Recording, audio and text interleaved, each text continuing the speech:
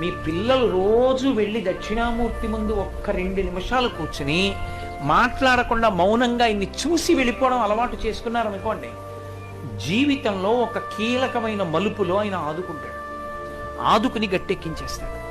దక్షిణామూర్తి దక్షిణామూర్తే గొప్పది. ఆయన దర్శనం చేస్తే సరస్వతీ కటాక్షం దగ్గర నుంచి లేనిదన్నది ఉండదు, ఏదైనా ఇచ్చేస్తాడు ఆయన. అంతటి పరబ్రహ్మం మీకేమి ఇవ్వలేదండి. ఇంకా లౌకికమైన కోర్కెల దగ్గర నుంచి మోక్షం వరకు ఇవ్వగలడు. కరతలామలకము, చేతిలో ఉసిరికై. దక్షిణామూర్తి స్తోత్రం చదువుకుంటే గురుగ్రహం శక్తి పొందేస్తుంది.